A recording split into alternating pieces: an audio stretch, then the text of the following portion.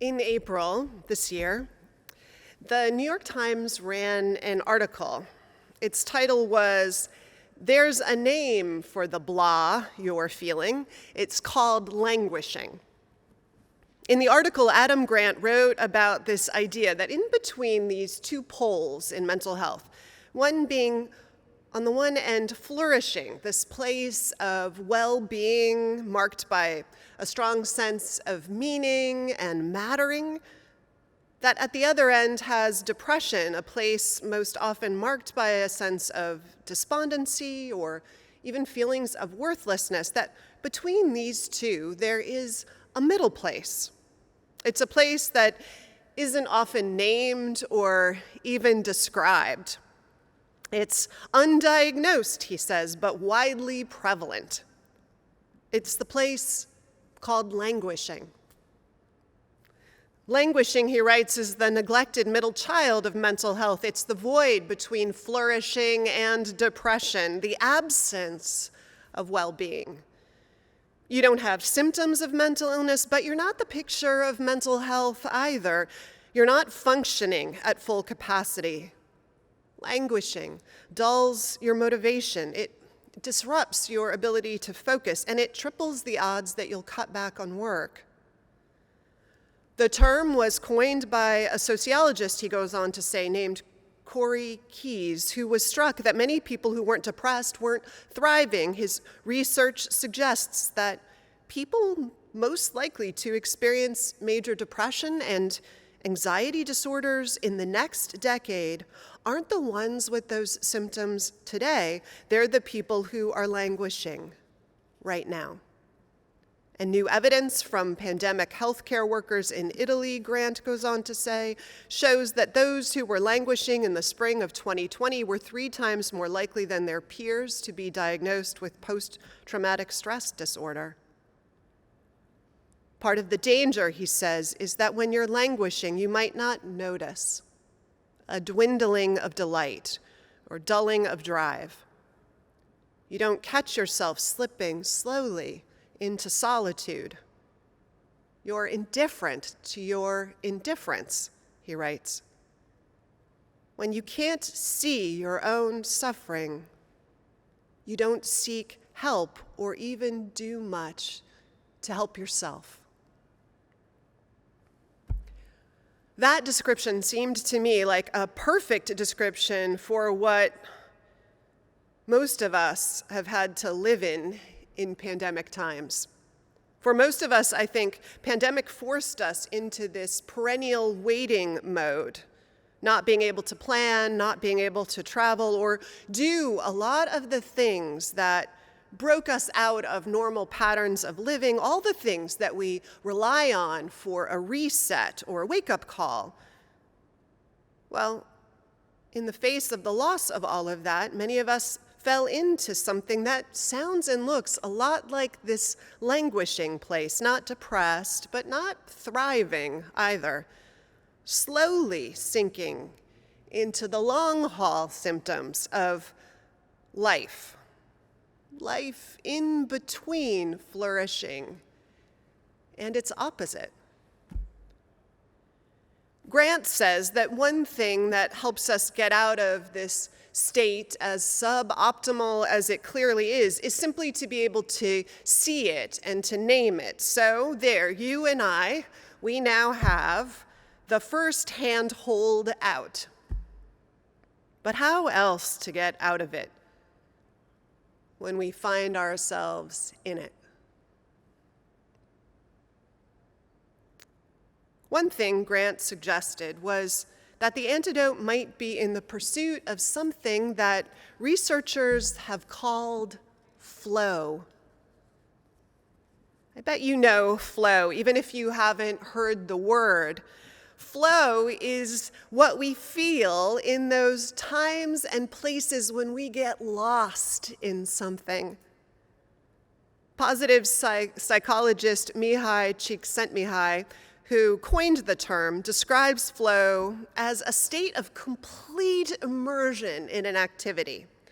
Often it happens, or most notably sometimes in some creative act or passion or practicing of those things. Athletes often describe it when they're playing their sport, these miraculous, deeply enjoyable times when they are in it, but not thinking about it, just merged with the playing of it.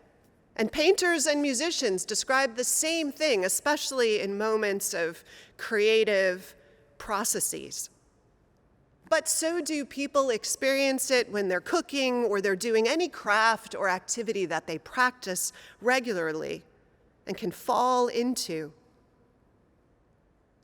And so too do those who regularly meditate or chant or perform Tai Chi or any number of practices. Increasingly, maybe, as we practice them. I fall into it sometimes when I'm studying or writing. There's something about that state of flow, if you can think about the times you fall into it, that is deeply satisfying in the deepest sense. In an interview with Wired magazine, Csikszentmihalyi described the experience thusly. He says, "The ego falls away. Time flies. Every action, movement, or thought flows inevitably from the previous one like playing jazz. Your whole being is involved, and you are using your skills to the utmost." One person interviewed said of flow words that sound almost religious. You forget yourself. You feel part of something larger.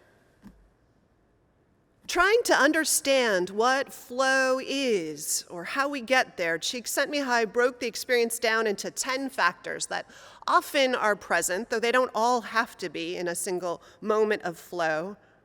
And they include things like practicing something you enjoy, like we've discussed, or often when you have set a certain goal, one that's attainable, but a stretch, a challenge. Times when somewhere in the process there is this momentary loss of self that we heard described, this self-transcending feeling, or even a merging with what you are doing, so that time does cease to register. That even that you lose your embodied sense of self, lose sense of yourself as in a body. And all of this and what happens in that space feeds us.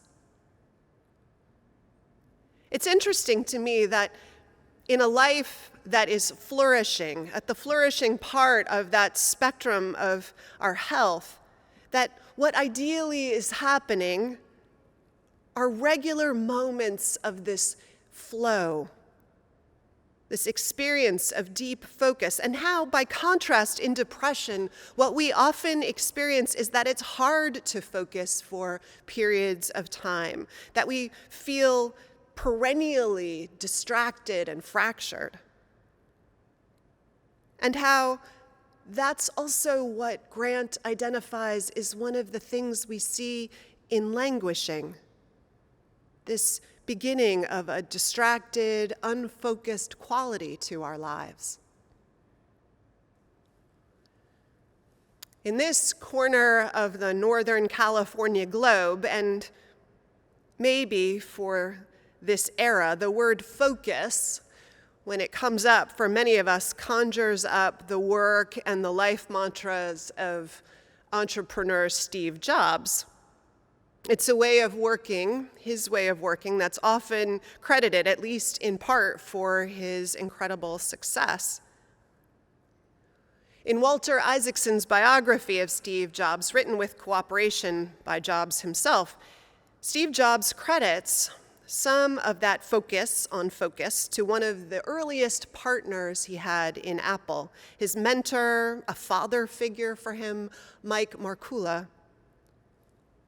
Markkula was 33 when Jobs and he met and had already cashed out of his professional life from his work with Intel and was semi-retired, but then leapt back into the fray with Jobs and Wozniak to relaunch Apple as a company.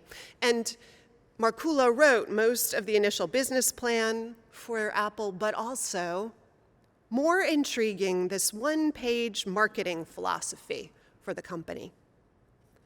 It was a philosophy that had 3 points. First, that Apple would know the customer's needs, maybe even more than they knew them themselves. Third, that its packaging and marketing would speak clearly and intentionally and set the tone for the impression that Apple products would make. And in the middle was this idea of focus. Markula impressed upon Jobs that, quote, in order to do a good job at those things we decide to do, we must eliminate all the unimportant opportunities. Jobs would step into that call to focus in ways that are now legend, cutting significant lines of research and development, and even established businesses sometimes to focus on 1 or 2 models or directions. The radical simplification and seeming risk he seemed to feel more comfortable with than most, of throwing one's eggs into 1 or 2 baskets that had the power of turning up the heat on some teams and pulling the rug out from under others. But Jobs, he'd also do it in his personal life. Maybe he was already prone to it in a life of extreme diets and fierce meditative practices that were his. He seemed to like to focus, maybe existentially be drawn to it. And in him, we see the benefits and we see some of the fallouts of that way of being. Hanging, as is said, concentrates the mind. Deadlines mixed with existential fear, boy, they force hard choices. Marginalize also big parts of our life and our work. But they do also seem to make possible some level of greatness. And all of this is so obvious when we're looking at the world of business or sports or even artistic endeavors, but it's also true of the spiritual life. In autobiographies of gurus and yogis that I have read over the years, stories of the lives of people like Sri Ravi Shankar, not the musician, but a famous guru in India, and Paramahansa Yogananda of the famous autobiography of a yogi. There is also a pattern for how they credit their single-minded commitment to spiritual practices of meditation or other to certain remarkable abilities that they acquired. How the focused practice provides for them mysterious access to new ways of knowing and new ways of seeing and even new ways of connecting to people or new physical abilities even.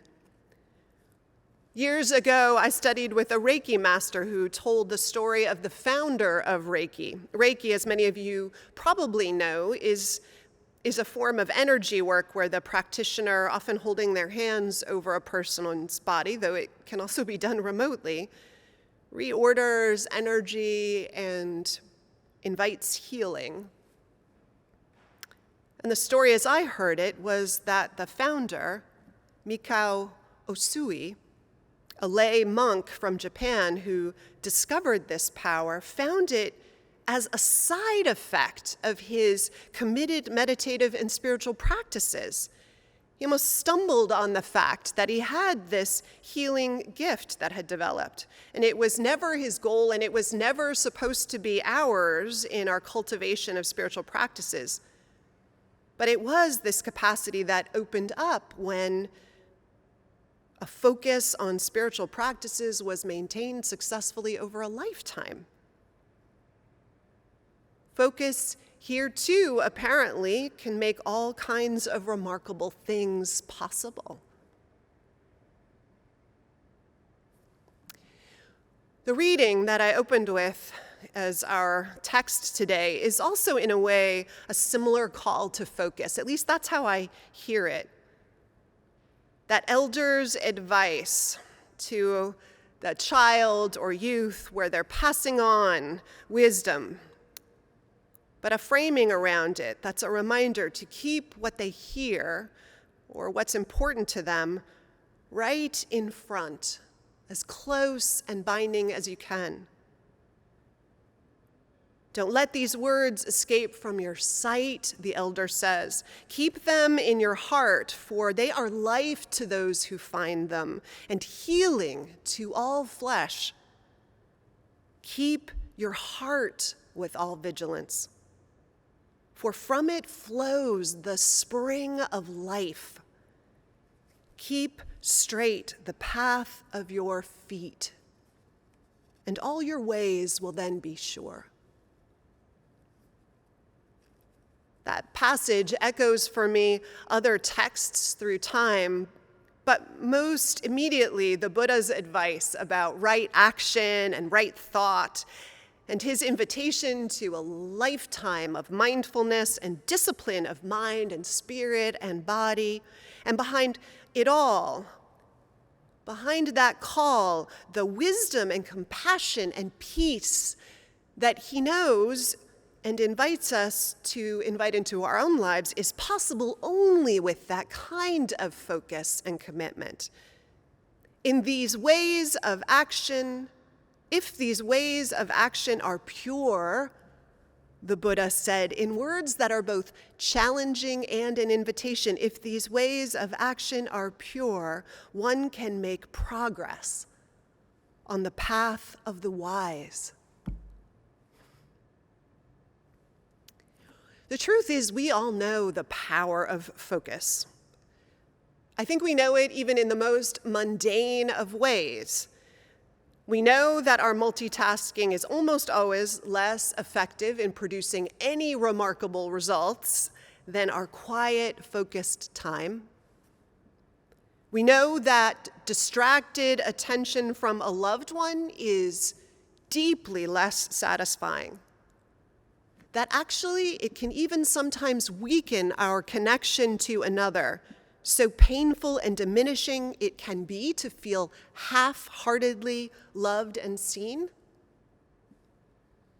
We know what fractured and diminished focus and attention looks like and how it feels to live that way. In fact, we have just had 18 months, I feel, of a lot more of a life prone to that.